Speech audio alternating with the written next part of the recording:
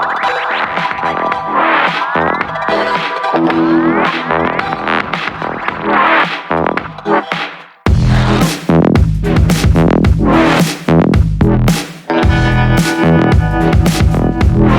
वालेकुम प्यारे बच्चों, आज हम 2 क्लास का सेकंड चैप्टर का सेकंड लेक्चर स्टार्ट कर रहे हैं। ठीक है, फर्स्ट लेक्चर में हमने पढ़ा था root system, shoot system, plants के मुख्तलिफ पार्ट्स। अब बच्चों, जिस तरह हमारी बॉडी में मुख्तलिफ पार्ट्स हैं, हाथ है, पैर है, नाक है, कान है, दांत है, मुंह है और सर है, दिमाग है, दिल है। ठीक है, जितनी भी चीज़ें हैं, जितने भी अज़ा हैं हमारी बॉडी में, उनका कोई ना कोई काम है। हाथ से हम पकड़ते हैं, चीज़ों को उठाते हैं, पैरों से हम चलते हैं, नाक से हम सूंघते हैं, कान से हम सुनते हैं, मुंह से हम बोलते हैं, ज़बान से हम चीज़ों को चखते हैं, दांतों की मदद से हम चीज़ों को चबाते हैं, आँखों की मदद से हम देखते हैं। इसी तरह, बिल्कुल इसी तरह जो प्लांट्स के अल्लाह ताला ने मुख्तलिफ़ पार्ट्स बनाए हैं, चाहे वो स्टेम है, रूट्स है, लीव्स हैं, फ्लावर्स हैं, उनकी भी अपनी अलग अलग वर्किंग है, यानी कि उनको भी किसी मकसद के तहत बनाया गया है और वो भी प्लांट की बॉडी में मुख्तलिफ़ काम कर रहे होते हैं। ठीक है, आज इस लेक्चर में हम यही पढ़ेंगे कि प्लांट के कौन कौन से जो ऑर्गन्स हैं वो क्या क्या काम कर रहे होते हैं, यानी कि रूट्स का काम क्या है प्लांट की बॉडी में,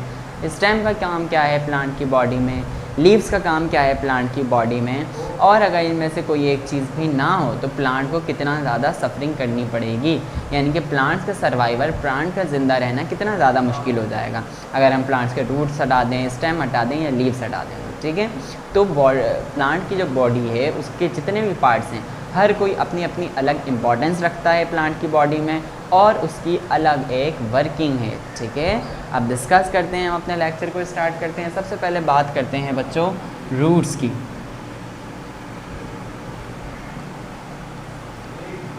आपको पता है जितने भी जानदार हैं उनको ज़िंदा रहने के लिए किसकी ज़रूरत होती है? फूड की। ठीक है, पानी को, इसी तरह प्लांट को भी ज़िंदा रहने के लिए किसकी ज़रूरत होती है? फूड की। ठीक है, अब प्लांट्स में जो फूड आता है वो कहाँ से आता है? वो दरअसल रूट से आता है। हम पानी डालते हैं तो हम पत्तों में या फूल में या तने में पानी नहीं डालते, बल्कि हम ज़मीन में पानी डालते हैं। और ज़मीन के अंदर कौन मौजूद होता है? प्लांट का कौन सा पार्ट ज़मीन के अंदर मौजूद होता है? रूट्स। तो रूट्स का काम क्या होता है? ज़मीन से पानी लेकर स्टेम तक पहुंचाना। ठीक है, क्या काम करती हैं रूट्स?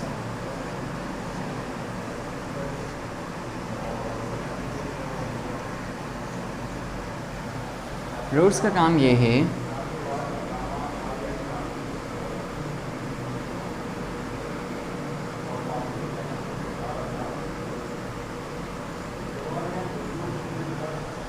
कि ये ज़मीन से, मिट्टी से पानी लेकर किसको देती हैं? स्टेम को देती हैं।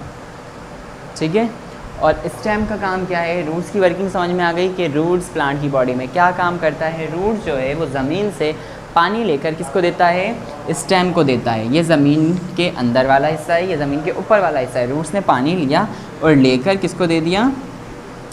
स्टेम को दे दिया। ठीक है, अब स्टेम्स में पाइपलाइंस मौजूद होती हैं, यानी कि स्टेम में नालियाँ मौजूद होती हैं पानी को मुख्तलिफ पार्ट्स तक पहुँचाने की। अब पढ़ते हैं स्टेम की वर्किंग। अच्छा बच्चों, हमने अभी तक पढ़ा है, बचपन से सुनते आ रहे हैं कि रूट्स पानी लेते हैं, पानी लेते हैं। रूट्स ना सिर्फ पानी लेते हैं बल्कि उसके साथ मिनरल्स भी लेते हैं। ठीक है, रूट्स और क्या लेता है? मिनरल्स। बात समझ में आ रही है? क्यों? अगर सिर्फ पानी ही लेते हैं तो पौधा मिट्टी में क्यों नहीं उगता? पौधे को मिट्टी के साथ खाद की ज़रूरत क्यों होती है? क्यों? क्योंकि खाद में क्या मौजूद होते हैं? मिनरल्स मौजूद होते हैं। और मिनरल्स कौन से लेते हैं? मिनरल्स में वो लेता है सॉल्ट। ठीक है, प्लांट्स मिनरल्स में क्या लेते हैं? सॉल्ट लेते हैं। क्लियर हो गई बात? स्टेम की बात करते हैं। अब स्टेम का काम क्या है? यानी कि रूट्स ने जो पानी लिया वो स्टेम को दे दिया। अब स्टेम क्या करेगा उस पानी का?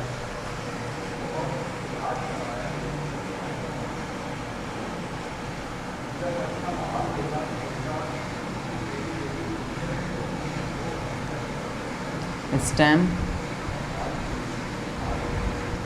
पानी और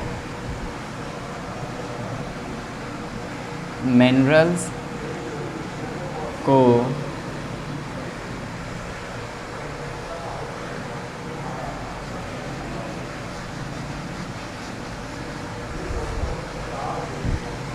प्लांट के मुख्तलिफ पार्ट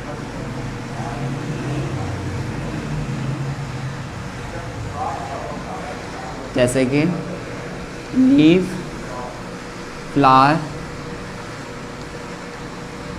ब्रांचेस और फ्रूट तक पहुंचाता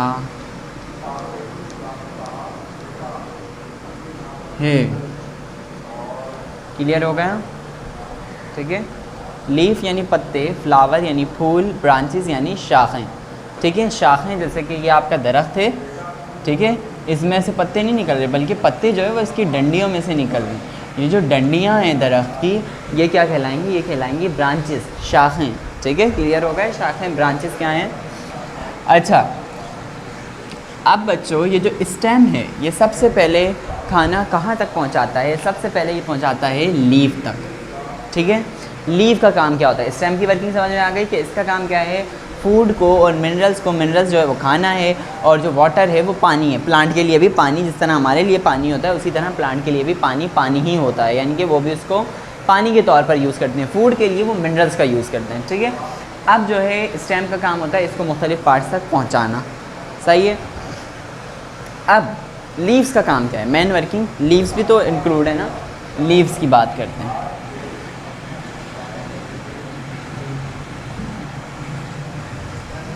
लीव्स का काम होता है बच्चों खाना बनाना। ठीक है, प्लांट के लिए खाना बनाना। ठीक है, लीव्स का काम ये होता है। अच्छा, इधर जो हम ब्रीफ डिस्कस करने वाले हैं, एक्टिविटी डिस्कस करने वाले हैं, वो डिस्कस करेंगे हम किसकी? स्टेम की।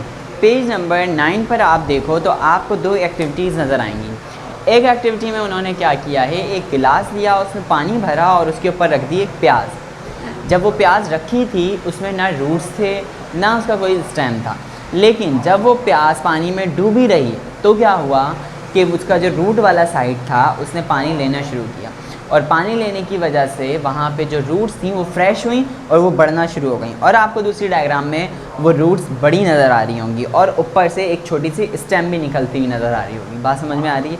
इससे क्या साबित हो रहा है? इससे ये पता चल रहा है कि प्लांट जो है वो रूट्स के ज़रिए पानी लेते हैं।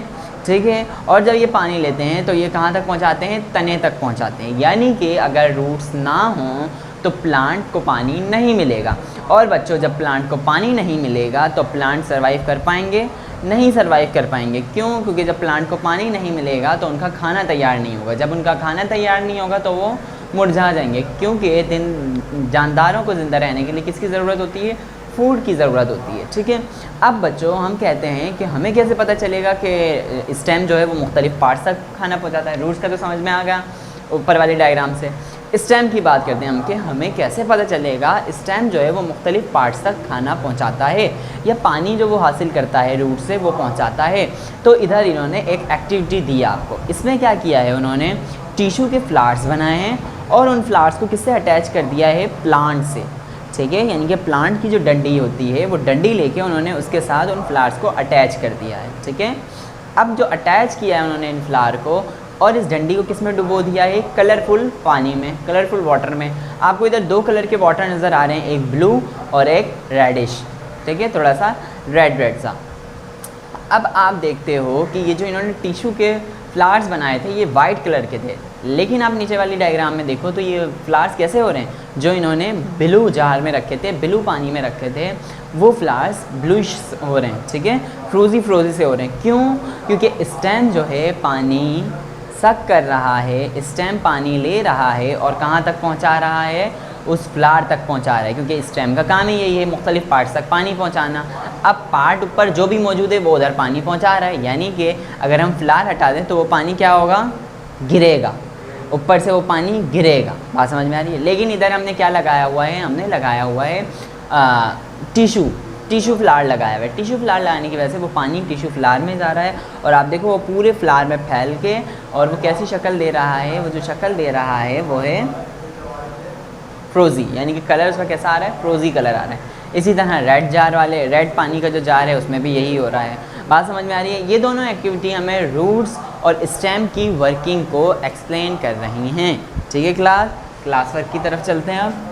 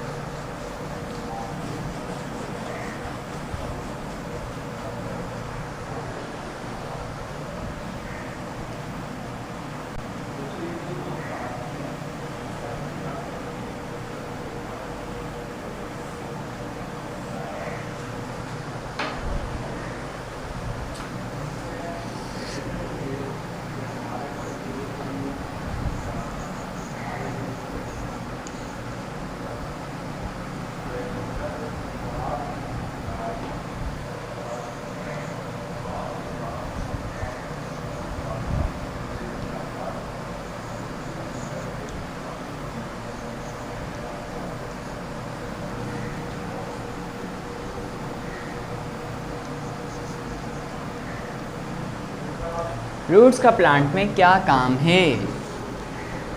रूट्स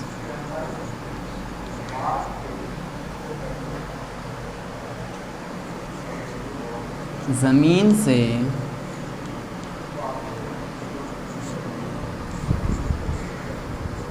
प्लांट के लिए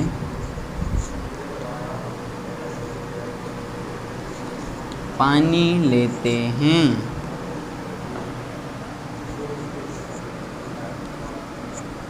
क्लियर हो गया? नंबर 2,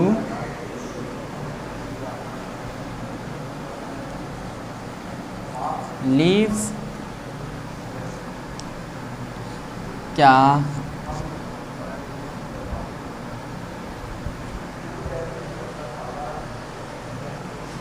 किरदार अदा करते हैं?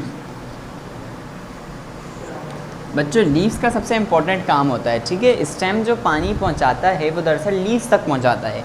लीव्स खाना बनाकर वापस स्टेम को देता है और स्टेम फिर उस खाने को हर पार्ट, जैसे कि फ्रूट्स, जैसे कि फ्लावर, जैसे कि और दूसरे लीव्स तक पहुंचाता है, ठीक है। और जो खाना बच जाता है स्टेम उसको अपने अंदर स्टोर कर लेता है, ठीक है। तो लीव्स क्या किरदार अदा करते हैं?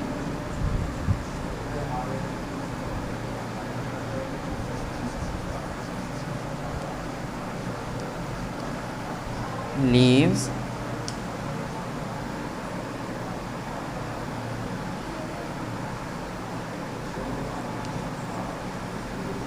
प्लांट के लिए खाना बनाते हैं।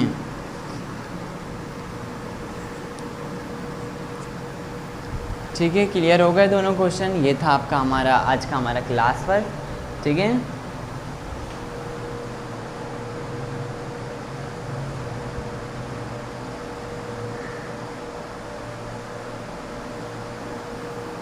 अच्छा क्लास, ये था आज का हमारा क्लास वर्क, ठीक है, जिसमें हमने पढ़े दो क्वेश्चंस हमने किए हैं।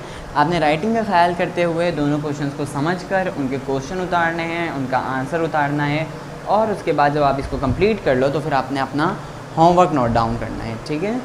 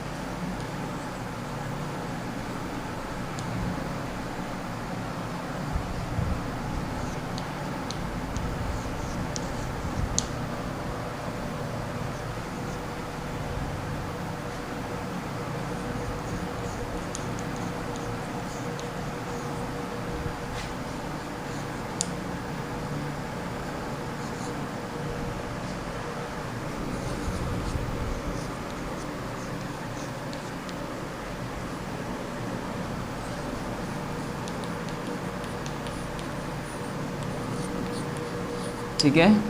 पेज नंबर 9 पर जो एक्टिविटी मौजूद हैं दो, उनमें से कोई एक एक्टिविटी आपने घर पे करनी है। मैं आपको समझा देता हूँ। आपने एक छोटा गिलास लेना है बच्चों, इतना बड़ा गिलास हो जिसमें प्याज आ जाए। अगर गिलास ज़्यादा बड़ा है तो आपने प्याज भी फिर बड़ी लेनी है, ठीक है। और अगर आपके घर पे छोटी प्याज है तो आप गिलास भी छोटा लें, ताकि जो प्याज है वो गिलास के ऊपर अटक जाए, ठीक है। आपने गिलास ले लिया, उसको फिल्ड कर लिया पानी से भरने के बाद आप उसके ऊपर रख दें प्याज को। याद रहे कि प्याज का जो रूट वाला हिस्सा है वो डूबा हुआ हो, ठीक है। रूट वाला हिस्सा कौन सा होता है? जो एक खुरदुरा सा साइड होता है प्याज का, ठीक है, जिसमें से बाल सा स्ट्रक्चर निकल रहा होता है, वो जो है वो रूट वाला साइड होता है, ठीक है। वो आपने उस पानी में डुबो के रख देना है। ऐसी जगह पे रखना है जहाँ पे थोड़ी बहुत रोशनी आती रहे। याद रखें, थोड़ी बहुत रोशनी, ऐसा ना हो कि इतनी ज़्यादा रोशनी हो कि प्याज जो है वो रखे रखे सड़ जाए और पानी भी ख़राब हो जाए और उसमें से स्मेल आने लगे। आपने ऐसी जगह रखना है जिससे भले थोड़ा सा फासले पर रोशनी हो, लेकिन रोशनी में हो, ठीक है, अंधेरे में ही नहीं रखना। सही है, बात समझ में आ गई कि सबसे पहली एक्टिविटी अगर आप कर रहे हैं प्याज वाली तो वो किस तरह करेंगे, जिससे आपको पता चलेगा कि रूट्स कैसे अराइज होते हैं और रूट्स कैसे पानी पहुँचाते हैं। उसके बाद दूसरी एक्टिविटी में जब हम आते हैं तो हम लेंगे कुछ स्टिक्स, ठीक है। कोई सा भी पौधा ले लें, आप सदाबहार का पौधा ले लें और उसकी जो डंडियाँ हैं वो काट लें। फिर आप बनाएं एक फ्लावर, किस चीज़ का? टिशू का। घर पे किसी से भी बनवा लें, टिशू का फ्लावर बना लें। और टिशू का फ्लावर अगर नहीं बना रहे तो आप एक काम करें, उन डंडियों के ऊपर टिशू का जो टिशू पेपर जो है उसको ऐसे ही ढक दें। समझ लें आप, मेरे पास जो ये चीज़ है ये क्या है?